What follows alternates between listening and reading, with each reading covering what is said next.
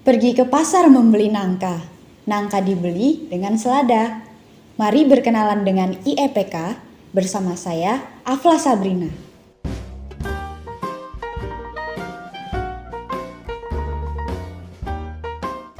Dalam jalannya kegiatan suatu organisasi, diperlukan adanya pengendalian dan pengawasan internal. Tujuannya adalah untuk menjamin tercapainya visi dan misi organisasi. Dalam ruang lingkup pemerintahan, sistem ini diterapkan dalam bentuk sistem pengendalian intern pemerintah atau yang disebut dengan SPIP. Sistem pengendalian intern pemerintah adalah suatu sistem terintegrasi yang dilakukan secara terus-menerus oleh setiap elemen organisasi dalam rangka mencapai tujuan organisasi. Dalam penyelenggaraan SPIP, BPKP berperan sebagai pembina yang melakukan evaluasi terhadap kualitas pelaksanaan SPIP di seluruh kementerian, lembaga negara non-kementerian, dan pemerintahan daerah.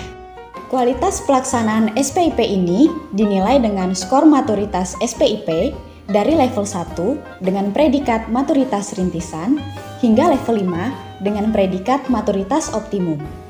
Semakin tinggi skor maturitas SPIP suatu instansi, maka kualitas pelaksanaan SPIP di instansi tersebut juga semakin baik dan semakin sempurna. Dalam praktiknya, pada beberapa instansi, dijumpai adanya instansi dengan kualitas pelaksanaan SPIP yang sudah baik dengan minimal skor di level 3, namun pada instansi tersebut masih dijumpai adanya praktik korupsi. Untuk itu, diperlukan adanya langkah dari BPKP untuk memastikan agar SPIP benar-benar dapat menjadi pengendalian internal yang handal. Atas dasar ini, dikembangkanlah New SPIP atau SPIP terintegrasi yang terdiri atas maturitas SPIP, maturitas manajemen risiko indeks, dan maturitas indeks efektivitas pengendalian korupsi. Dari ketiga komponen tersebut, IEPK merupakan kebijakan yang relatif baru dalam rangka peningkatan pengawasan pembangunan nasional sesuai dengan yang tercantum di dalam Peraturan BPKP Nomor 2 Tahun 2020 tentang Renstra BPKP tahun 2020 hingga tahun 2024. Penilaian IEPK ini mulai dilaksanakan sejak tahun 2021 di semua kementerian, lembaga, dan pemerintahan daerah. IEPK dikembangkan berdasarkan kerangka pengelolaan risiko korupsi dengan prinsip cegah, deteksi, dan respons. Cegah dilakukan dengan penilaian risiko korupsi yang akan menghasilkan output berupa peta risiko. Kemudian, deteksi dini dilakukan dengan review manajemen atau audit proaktif serta penyediaan saluran whistleblowing yang terpercaya. Respons dilakukan dengan melaksanakan prosedur investigatif dan penindakan korektif. IEPK memiliki 3 pilar yang menjadi satu kesatuan dalam pengendalian risiko korupsi, yang apabila ketiga pilar ini diterapkan secara simultan, maka akan memberikan keyakinan yang memadai mengenai efektivitas pengendalian risiko korupsi. Ketiga pilar tersebut adalah pilar kapabilitas pengelolaan risiko korupsi, pilar penerapan strategi pencegahan, dan pilar penanganan kejadian korupsi. Pilar yang pertama adalah kapabilitas pengelolaan risiko korupsi. Pilar ini merujuk kepada adanya kompetensi dan kapasitas suatu organisasi dalam melakukan pengelolaan risiko korupsi. Pilar ini terdiri dari 5 indikator. Yang pertama adalah kebijakan anti korupsi.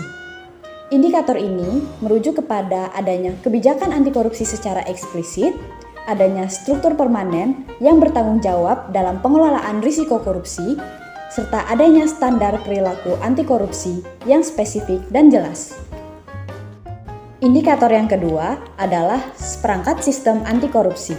Indikator ini merujuk kepada adanya berbagai standar operating procedure dalam melakukan berbagai kegiatan, seperti SOP pelaporan internal dan SOP monitoring serta evaluasi kegiatan anti korupsi. Yang ketiga adalah dukungan sumber daya. Indikator ini merujuk kepada adanya anggaran pengelolaan risiko korupsi, adanya penetapan petugas pengelolaan risiko korupsi, serta adanya sarana dan prasarana penunjang lainnya yang diatur secara eksplisit dalam dokumen atau peraturan. Yang keempat adalah power atau kekuasaan dan wewenang.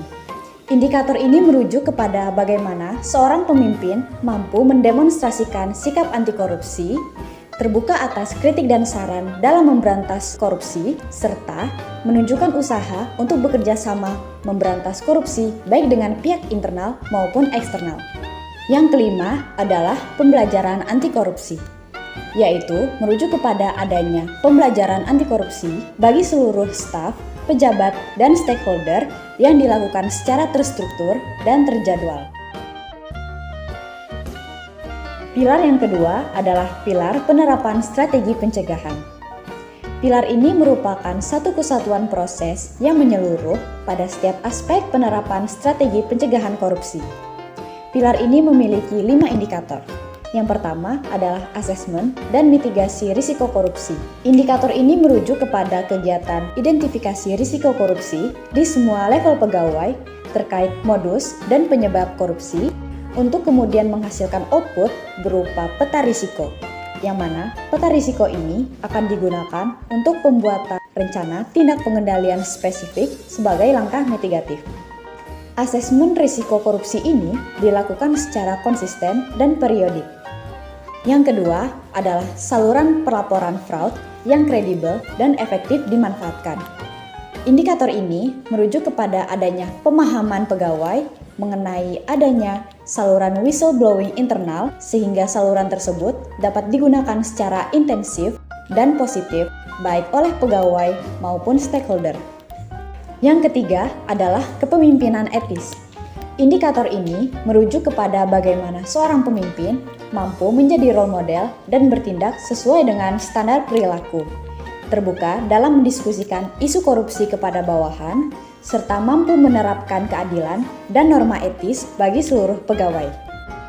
Yang keempat adalah integritas organisasional, yaitu merujuk kepada adanya penerapan prinsip akuntabilitas dan transparansi pada setiap pelaksanaan kegiatan secara substansial seperti perencanaan anggaran, rekrutmen pegawai, dan lain sebagainya, sehingga terhindar dari segala tindakan yang mengarah kepada risiko korupsi. Yang kelima adalah iklim etis prinsip. Indikator ini merujuk kepada bagaimana seorang pegawai mampu menempatkan ketaatan terhadap peraturan, SOP, kode etik, dan standar profesi, serta ketentuan lainnya sebagai pertimbangan utama dalam pembuatan keputusan. Pilar yang ketiga adalah pilar penanganan kejadian korupsi. Pilar ini merupakan ukuran efektivitas pengelolaan risiko korupsi ditinjau dari konsistensi dan efek penggunaan kapabilitas dan penerapan strategi pencegahan korupsi. Pilar ini memiliki 3 indikator. Yang pertama adalah investigasi. Investigasi mencakup seluruh langkah investigatif mulai dari klarifikasi hingga pelaksanaan audit investigatif. Indikator ini juga mengukur bekerjanya prinsip respons dalam kerangka pengelolaan risiko korupsi. Efektivitas respons ditunjukkan dengan kualitas respon, seperti kecepatan respon dan kompetensi, serta independensi tim respon yang ditugasi terkait adanya indikasi tindakan korupsi yang terdeteksi.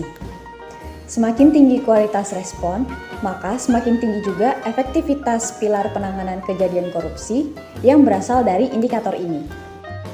Indikator yang kedua adalah tindakan korektif. Tindakan korektif meliputi seluruh langkah yang diambil untuk memperbaiki kerusakan yang timbul akibat adanya suatu praktik korupsi. Tindakan korektif yang pertama adalah dengan memastikan bahwa perbuatan tak benar dihentikan dan jangan sampai terulang kembali. Tindakan yang kedua adalah dengan mengambil langkah konstruktif berupa penguatan sistem internal untuk meningkatkan efektivitas pengelolaan risiko korupsi menjadi lebih permanen lagi. Indikator yang ketiga adalah peristiwa korupsi. Indikator ini merujuk kepada keterjadian tindakan korupsi yang apabila benar-benar terjadi, maka akan mengurangi efektivitas pengelolaan risiko korupsi, serta dapat mengoreksi nilai IEPK secara keseluruhan. Dalam upaya meningkatkan level IEPK, terdapat beberapa metode yang dapat dilakukan. Yang pertama adalah dengan melaksanakan Fraud Control Plan atau FCP. Yang kedua adalah dengan melaksanakan Fraud Risk Assessment atau FRA. Yang ketiga adalah dengan melaksanakan program Masyarakat Pembelajar Anti Korupsi atau MPAK. Yang keempat adalah dengan melaksanakan coaching klinik pengawasan bidang investigasi. Dan yang kelima adalah dengan pelaksanaan audit investigatif atau audit tujuan tertentu lainnya di bidang investigasi. Dengan diselenggarakannya penilaian IEPK, maka diharapkan dapat menunjang pelaksanaan SPIP, sehingga mampu meningkatkan dan memperkuat pengendalian internal pemerintah dan mengurangi risiko kecurangan korupsi. Kolaborasi antara ketiga kegiatan tersebut dalam penilaian dan penjaminan kualitas pelaksanaan SPIP baik di kementerian, lembaga negara non-kementerian, dan pemerintahan daerah akan menghasilkan output yang dapat mencapai tujuan pelaksanaan SPIP dalam pengawasan pembangunan nasional. Berjalan-jalan ke taman kota, duduk santai sambil makan ketan. Terima kasih atas perhatiannya, sampai jumpa di lain kesempatan.